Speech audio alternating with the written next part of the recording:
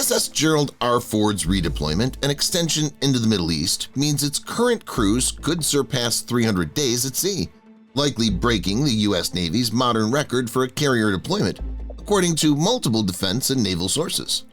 The unprecedented length reflects both acute tensions with Iran and the chronic strain on the Navy's carrier fleet, maintenance cycles, and crews. A supercarrier is already far from home. USS Gerald R. Ford, CVN-78, the U.S. Navy's newest and largest aircraft carrier, left its home port of Norfolk, Virginia on the 24th of June 2025 for what was planned as a routine deployment focused on Europe and the Atlantic.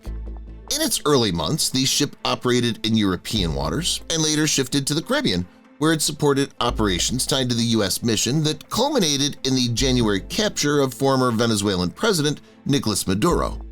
By February 2026, the ship had already been at sea for roughly 8 months and more than 230 to 240 days of formal deployment. From Caribbean tasking to a Middle East flashpoint. Between the 13th and 14th of February 2026, multiple outlets reported that Ford had been ordered to leave the Caribbean and head for the U.S. Central Command area of responsibility to reinforce U.S. forces confronting Iran.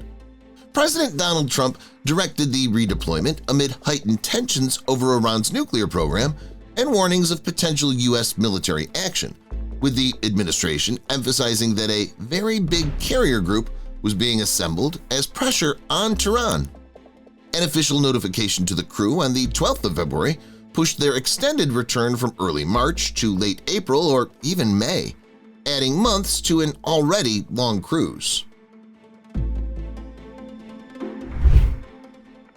A rare dual carrier presence in the region. Ford is being sent to operate alongside USS Abraham Lincoln, CVN-72, which has been on station in the broader Middle East since January, creating a rare dual carrier presence in the region. U.S. officials and defense analysts note that having both carriers in theater dramatically increases available air power, from deterrent patrols to potential large-scale strike packages, at a moment when Washington is signaling that diplomacy with Tehran may be nearing its limits. The Ford carrier strike group's move into the Mediterranean and ultimately closer to the Middle East thus fits a broader buildup that includes additional tankers, surveillance aircraft, and air defense assets forward-positioned around Iran. How long could the deployment run? By mid-February, estimates from outlets such as Forbes, 1945, and the Maritime Executive converged. Ford had been deployed for about 237 to 241 days and would likely still be at sea into late April or early May. That timeline would place the deployment length above 300 days, well above the U.S. Navy's nominal 6-month peacetime carrier deployment standard, and even beyond the extended 7 to 8-month cruises that have become more common in recent years.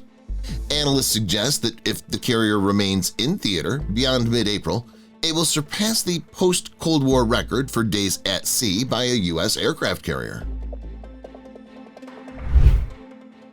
The record Ford is chasing.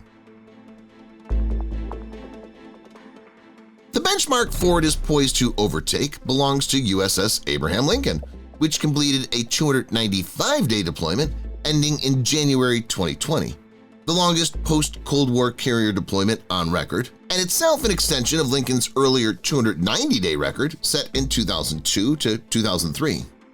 Lincoln's 2019 to 2020 cruise, also prolonged by tensions with Iran and compounded by maintenance delays on USS Harry S. Truman, became a case study in the strain such long tours impose on ships, air wings, and families. Ford's current itinerary, spanning the Atlantic, Europe, the Caribbean, and now the Middle East, mirrors that pattern of repeated extensions driven by strategic crises and bottlenecks in the carrier force. Echoes of Vietnam-era deployments.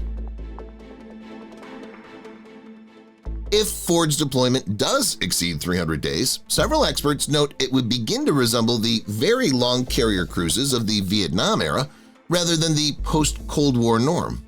Historical comparisons cited by analysts include Midway-class carriers like USS Coral Sea and USS Midway, which spent roughly 329 and 332 days, respectively, on single deployments during the 1960s and early 1970s. While Ford is unlikely to match those absolute highs, crossing the 300-day threshold would already make it the longest U.S. carrier deployment in roughly half a century. Human cost for the crew. For the more than 4,500 sailors aboard, the difference between a 6-month deployment and a 10- or 11-month one is profound.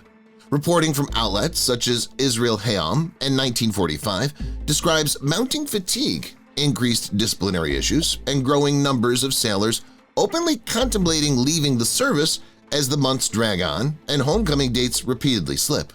Psychologists quoted in these analyses warn that uncertainty, never quite knowing when the ship will return, can be as damaging as the duration itself, complicating family plans, financial decisions, and mental health. Mechanical and maintenance strain on the Navy's newest carrier. Beyond the crew, such an extended deployment also stresses the Navy's most advanced carrier at a time when it's still relatively early in its service life.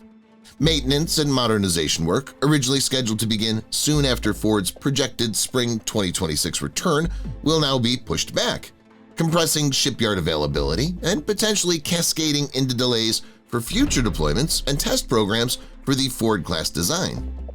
Analysts note that the Navy's attempt to sustain global commitments with a limited number of deployable carriers is what repeatedly forces ships like Lincoln and now Ford into record-breaking tours.